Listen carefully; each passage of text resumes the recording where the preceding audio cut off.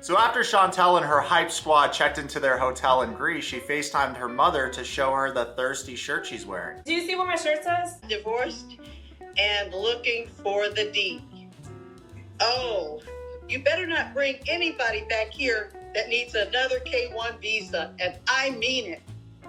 Okay. Chantel's 32 years old, but she will frequently act like a 13-year-old TikTok girl. I love my mom and I know that she means well, but she tries to control a lot of aspects of my life, especially dating. Don't get butthurt, Chantel. Your mom's just looking out for you, especially because of how your last relationship with Pedro turned out. What you talking about? What's up? Pedro, also known as Peasant on this show, was a low-quality, low-IQ dude that cheated on this woman multiple times, and she chose to stay multiple times. Me too, infidelity, yay. So much fun. But hey, Chantel, what are we gonna do? We can't build a time machine and go back. Sometimes we see someone's potential and try to help them reach it, and in doing so, lose ourselves in the process, right? The good news for you is that you have that support system. You're very close with your family, and I see why your mom is looking out for you and telling you to not bring another broke dude on scholarship, because you have a history of bringing broke foreign guys on scholarship. You with both of your coworkers, the boss, everybody, you gonna put your in everybody? Are you serious? And we can come to a conclusion. Escape with the money. Escape? Escape with the money, okay? That's what you do. This time, it will be different. This entire first episode of this dog water show, her friends have been talking about bringing back the old Chantel before she met Pedro. The old Chantel before she met Pedro. Let's go back about 10 years because she was around 22 years old when she was the old Chantel before Pedro. Why would you want to bring back the 22-year-old version of Chantel when she's 32 years old?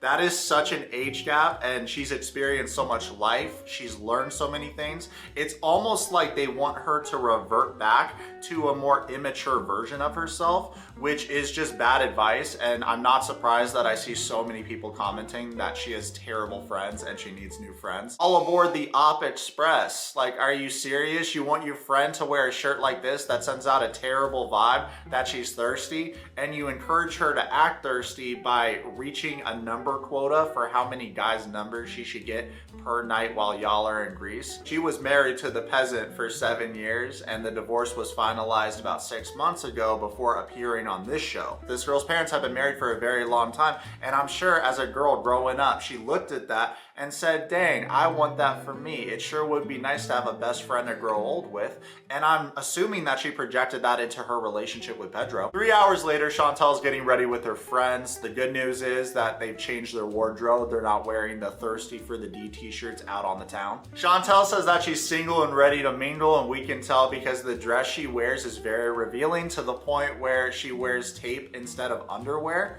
Like, instead of a bra and panties, they're putting tape on her boobs and her butt region, which doesn't seem very practical, because what if she has to blow up a toilet? Oh no, and if she does blow up a toilet and come back, what if she starts drinking, they start playing Little John, she's throwing it back, and the doo-doo tape falls off her butt? That would be so embarrassing. The minute they arrive at the club, her friend says, it's going to be a vibe, it's going to be a vibe. They all talk like that, it's super annoying. Chantel's got just about her entire butt cheek showing in this dress, so I'm sure that she's not gonna attract a guy that's just using her for sex. I'm assuming that her friends went with her to buy this dress or put her up to this, because it seems like something going based off the past seasons that she wouldn't wear. Let's go. Not caring and finding you a boo. Night one, baby.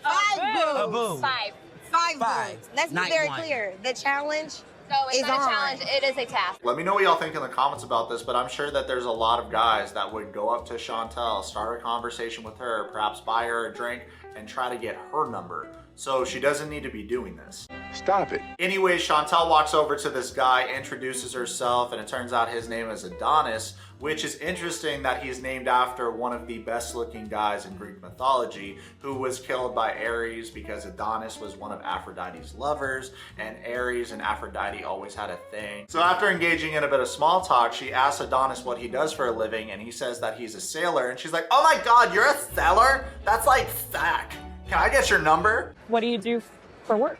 For work? I work as a sailor on a catamaran. A sailor? Yeah, you like that?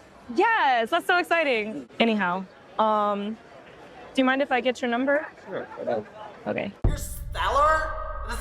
Fuck. This girl sets the bar so low for herself. That's all it took to get her number. So for all the seamen out there, hit this girl up. Chantel says that Adonis is a godly man in Greece, just a big hunk manly man. Chantel would be so much more attractive if she just didn't speak ever. I'm sure that after all the time she spent with Pedro, any guy's gonna seem godly. So another Greek dude was walking by. Chantel and the gang invited him over to take shots with them. Chantel introduces herself to this guy, Emilios, who is 20 years old in the army. So after they have a bit to drink, Emilios invites Chantel to hop on the back of his bike and have a ride with him. This is how you get human trafficked, but the good news is that the entire TLC camera crew is there, so I don't think anything's gonna happen. But if you don't have a camera crew and a group of friends and you're dressed like Chantel is, do not do this. Chantel says to the audience that she loves to be spontaneous and do things like this, and even though this guy's 20 years old, maybe there's a little bit of cougar inside of her. She goes on to say that this is her opportunity to try something new and see where it goes.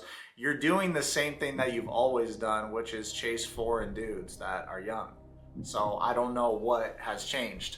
If anything, if you wanted to change it up, you would try to date an American guy. The next cast member we see is a woman on this TV show that actually has hobbies and skills, Debbie. I started this painting before I even went to Morocco.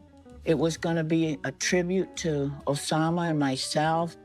Then, boom, everything collapsed. Debbie goes on to say something really funny. So she tried to symbolize the relationship failing in the best way that she could. So she turned Osama into death. Debbie adds that she painted the lion with a red tear because she felt victimized in her relationship with Osama. Debbie also says that this girl represents her and she had to put eyes in the back of her head because she's too trusting.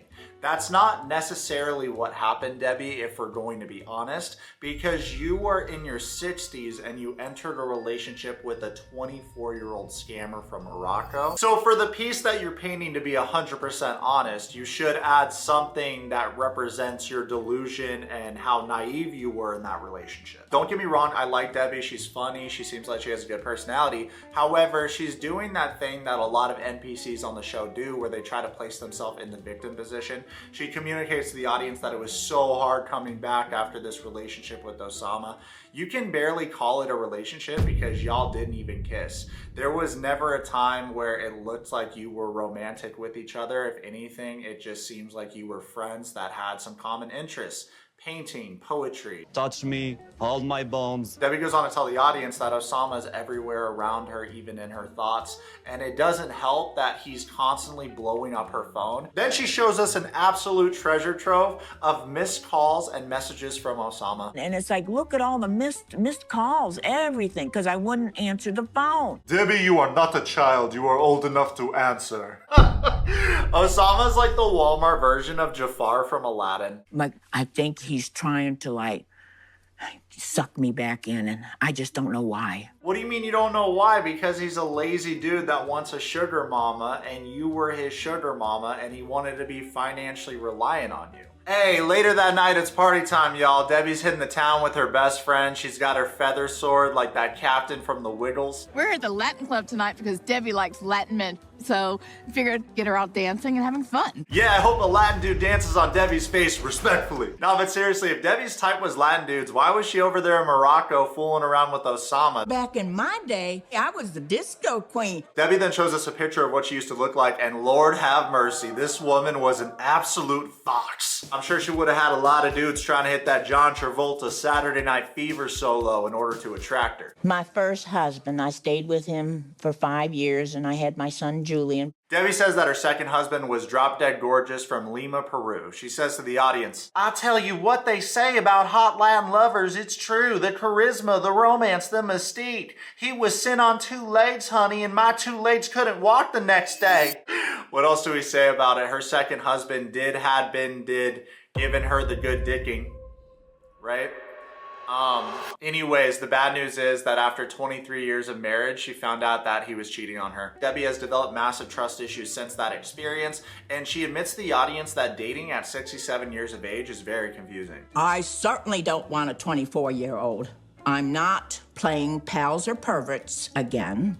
And I'm thinking in ages 50s on up. Hey, that's good news that Debbie is looking for a more age-appropriate guy, especially because that was the main criticism that fans had for her throughout her entire relationship with Osama, because he was 24 years old and she was 67 years old, and that's more than a 30-year age difference. Debbie partners up with a dude named Gabriel and they start doing their little dancey dance. Unfortunately, Gabriel wasn't feeling Debbie in a romantic way, but it's chill because she thought that he was a red flag anyways, because he had a wandering eye and he seemed to be more interested in the young woman that was dancing next to them. So how do you like the guy? She get his phone number. Snaps for Debbie respecting herself. She's not looking for a guy with a wandering eye, as she shouldn't. Did y'all notice how Debbie didn't give that guy her number? Because we should all have standards for ourselves, right, Chantel? Oh my gosh, you guys, I just went on a moped ride with a stranger. That was totally okay. Her friends are all screaming, oh my God, okay. Her twerk instructor then says she wanna know if she can ride more, and then he sticks his tongue out. The only things that you know about this dude is that he's 20 years old and he's in the army, so why make all these sexual comments? If you enjoy the ride, you should just give him a little hug. A cute hug would be nice. Yeah. Don't you think you deserve a hug? And a kiss on the cheek.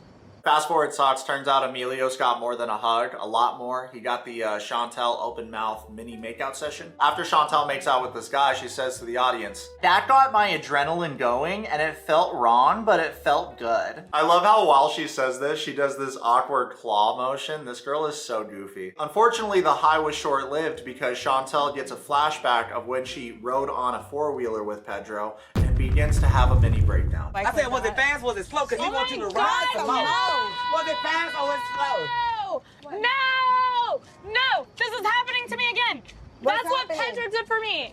Pedro took me on the four-wheeler. No. The way that this girl has been acting makes it seem like Pedro dodged a bullet, which we know is not the case, but it just shows that she's unhealed and she's trying to latch onto another dude to heal the void within herself. I'm about to get mad. Don't turn the energy. Do not do that. Chantel's the reason why y'all are on this free, all-expense TLC paid vacation from the get-go.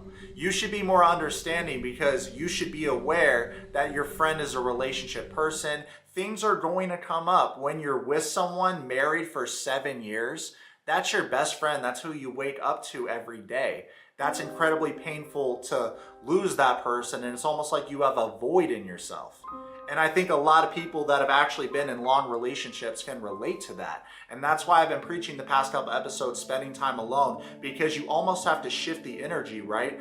From shelling out this energy and devotion to a person to shelling that energy and devotion to yourself and finding yourself, coming into your own frame. And then that's when your energy gets more magnetic and you're able to have a better understanding of who you are and what you want to attract in your life. I am so happy that we're done with episode 1. Episode 1 was an hour and a half. The next couple episodes of the Single Life season 4 are only around 45 minutes. So it'll be more manageable to get everything into one video, or if anything, I can make specific videos on each couple or each single in this case.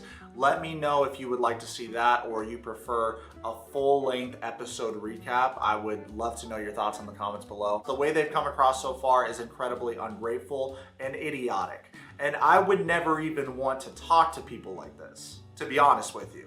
I want to surround myself with winners that are winning in every aspect of life, because you are the 5 people that you surround yourself with. I see people say that a lot. There's a certain level of truth, because when you get ill advice, it poisons the well. And that's what we're focusing on as a Yourwetsock community this year, is hitting all our goals and surrounding ourselves with wise people that actually help us grow as human beings, right? If you have time, please check out our Amazon storefront. We got some mad luxurious items on there. If you want some one-on-one time with me, please order a Cameo. I'm the #1 Cameo creator in the entire world. Super thankful that y'all watch my content. Comment below, subscribe. Let's do it. Follow me on Twitch and on Instagram right now.